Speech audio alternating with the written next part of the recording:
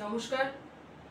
আজকের ভিডিওতে ষোড়শ শতাব্দী অর্থাৎ চৈতন্য যুগ নিয়ে কিছু কথা আজকে বলবো। ষোড়শ শতাব্দী অর্থাৎ চৈতন্য যুগের সমাজ এবং ইতিহাস আজকে আমার আলোচনার বিষয়।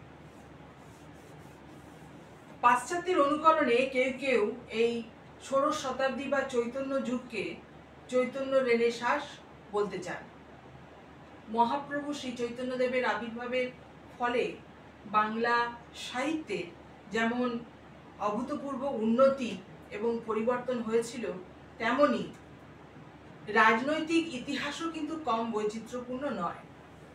এই ষোড়শ শতাব্দীতেই পাঠান আমলের চূড়ান্ত বিকাশ এবং অবক্ষয় এবং মুঘল সাম্রাজ্যের প্রতিষ্ঠা হয়। এই শতাব্দীতেই বাঙালির দেশগত স্বাতন্ত্র্যের বিনাশ, সামন্ততন্ত্রের শক্তিক্ষয় এবং মুঘল সাম্রাজ্যবাদের আগ্রাসী শাসন নীতি ফলে দেশ এক প্রচণ্ড শাসন ও শোষণের সম্মুখীন হয় এই ষোড়শ শতাব্দীর শেষের দিক থেকে। বাংলায় মুঘল অভিযান শুরু হবার আগে তিনটি পাঠান শাসক বংশের প্রায় ৮০ বছরের বিস্তৃত প্রাধান্য লক্ষ্য করা যায়। হাফসি খোজার অরাজকতা থেকে গৌড়কে রক্ষা করে হুসেন খাঁ ১৪৯৩ খ্রিস্টাব্দে তিনি সুলতান হলেন। গৌড় এবং গৌড় সংলগ্ন যে সমস্ত প্রান্তীয় অঞ্চলগুলো ছিল, সেই সমস্ত স্থানে তিনি নিজের আধিপত্য বিস্তার করলেন। এই হুসেন শাহী আমলেই মহাপ্রভু শ্রী চৈতন্যদেবের আবির্ভাব এবং তার প্রতিষ্ঠা বিস্তার হয়েছিল। বাংলা সাহিত্যের শ্রীবৃদ্ধির সঙ্গে হুসেন শাহের নাম কিন্তু জড়িয়ে আছে। হুসেন শাহ তিনি তার শাসন বংশে যথেষ্ট বিচক্ষণতার পরিচয় দিয়েছিলেন, তবে ইসলাম ঘেঁষা উগ্র মনোভাবের পরিচয় কিছু কিছু ক্ষেত্রে পাওয়া গেলেও কিন্তু তিনি তার রাজকার্যাদিতে কিন্তু অসাম্প্রদায়িক বুদ্ধির পরিচয় দিয়েছিলেন। ১৪৯৩ খ্রিস্টাব্দে হুসেন শাহ তিনি যে শাসন বংশের প্রতিষ্ঠা করেছিলেন, ১৫৩৮ খ্রিস্টাব্দে সেই হুসেন শাহী আমলের কিন্তু শোচনীয় অবসান হলো। এরপর শের খাঁ বাংলার দণ্ডমুণ্ডের কর্তা হলেন। ১৫৪০ খ্রিস্টাব্দে বিল্লগ্রামের যুদ্ধে হুমায়ুন বাদশাহ শের খাঁয়ের নিকট শোচনীয়ভাবে পরাজিত হলে শের খাঁ শেরশাহ নাম নিয়ে তিনি দিল্লির মসনদে বসলেন। তার নির্দেশে বাংলা কতগুলি জায়গিরে বিভক্ত হয়। এই জায়গিরের অধিপতিদের বলা হতো ভূঁইয়া। শেরশাহ অল্প কিছুদিন শাসন ব্যবস্থা পরিচালনা করলেও কিন্তু সেই অল্প কিছুদিনের মধ্যে তিনি দেশে সুশাসনের ব্যবস্থা করেছিলেন। এরপর শেরশাহের মৃত্যু হলে সুর বংশ দুর্বল হয়ে পড়ে। বাংলায় মুঘল শক্তি প্রবেশ করে। ১৫৫৬ খ্রিস্টাব্দে দ্বিতীয় পানিপথের যুদ্ধে আকবর সগৌরবে বিজয়ী হলে সুরবংশ পুরোপুরি অবসান হয়, সুরবংশ পুরোপুরি ভেঙে পড়ে। এই ডামাডোলের বাজারে সেই সময় বাংলার কয়েকজন আফগান সর্দার তারা তাদের নিজেদের প্রাধান্য বিস্তার করে। ১৫৬৪ খ্রিস্টাব্দে একজন আফগান দলপতি তাজ খাঁ করবানি তিনি বাংলায় করবানি বংশের সূচনা করলেন। তার মৃত্যুর পর তার ছোট ভাই সুলেমান খাঁ করবানি ১৫৭২ খ্রিস্টাব্দে বাংলার শাসন কার্যের দায়িত্ব নিলেন। তার আমলে এবং তার নির্দেশে সেই সময় পুরীর পবিত্র মন্দির কিন্তু অপবিত্র করা হয়। স্থানীয় হিন্দু সমাজের ওপর তিনি কিন্তু ঘৃণিত অত্যাচার করতেও কুণ্ঠাবোধ করতেন না। সুলেমান খাঁ করবানির মৃত্যুর পর তার জ্যেষ্ঠ পুত্র বায়জিৎ এবং তারপরে সুলেমান খাঁ করবানির কনিষ্ঠ পুত্র দাউদ খাঁ করবানি তিনি ১৫৭৩ খ্রিস্টাব্দে গৌড়ের সিংহাসনে বসলেন। দাউদ খাঁ করবানী 1573 খ্রিস্টাব্দে গৌড়ের সিংহাসনে বসলেন ঠিকই, কিন্তু তার লাম্পট্য, তার নির্বুদ্ধিতা এবং তার মাতলামির কারণে বাংলায় করবানী বংশের যে শাসনের ভিত সেটা কিন্তু নড়বড়ে হয়ে গেল। এই সময় আকবরের সেনাপতি মুনিম খাঁ তিনি বাংলায় প্রবেশ করলেন। এই মুনিম খাঁর হাত থেকে বাংলাকে রক্ষা করার জন্য বাংলার কয়েকজন আফগান সর্দার এবং দাউদ খাঁ করবানী একযোগে তারা মুনিম খাঁকে প্রতিহত করার চেষ্টা করলেন। এর ফলে অনেক ছোট বড় যুদ্ধ বিগ্রহ হলো এবং সবচেয়ে যে বড় যুদ্ধটি হয়েছিল সেটা হলো মেদিনীপুরের দাঁতনের কাছে এক বিরাট প্রান্তরে 1575 খ্রিস্টাব্দের এক বসন্তকালে। এরপর খান ই জাহান খান নেতৃত্বে আকবর বিশাল সেনাবাহিনী পাঠালেন বাংলায়। এর ফলে যে যুদ্ধ হলো সেই যুদ্ধে দাউদ খাঁ করবানী তিনি পরাভূত হলেন, ধৃত এবং নিহত হলেন। বাংলায় করবানী বংশের শাসনের অবসান হলো 1576 খ্রিস্টাব্দে এক ঘনঘোর বর্ষায়। 1576 খ্রিস্টাব্দে করবানী বংশের অবসান হলো।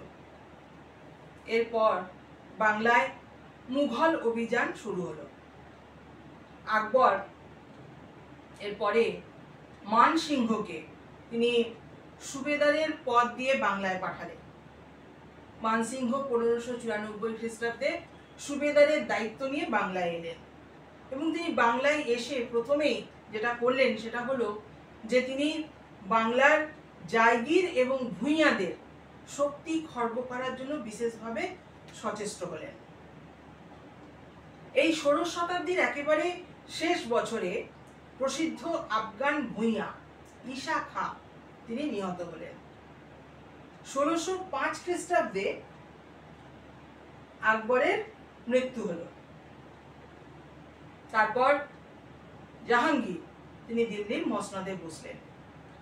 1594 থেকে 1606 এই 12 বছর মানসিংহ বাংলায় থেকে তিনি বাংলার দোর্দণ্ড প্রতাপ, পাঠান এবং ভূঁইয়াদের শক্তি অনেকটা খর্ব করে তিনি মুঘল সাম্রাজ্য প্রতিষ্ঠার পথ প্রশস্ত করে গেলেন।